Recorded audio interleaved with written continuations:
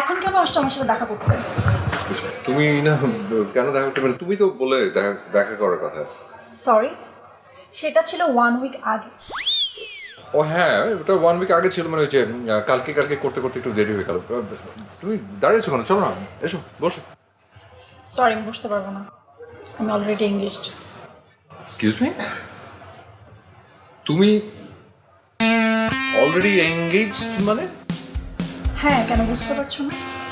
তোমার জন্য তো আমি 1 উইক ওয়েট করলাম, আর কত করবো?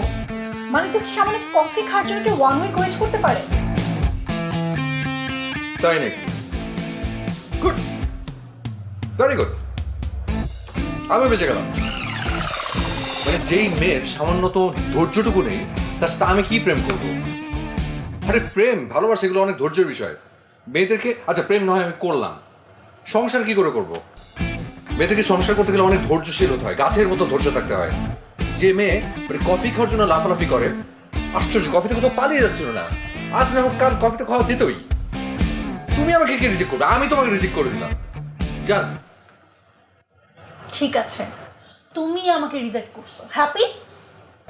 হ্যাপি থাকো। আল্লাহ হাফেজ। শোনো রিমি,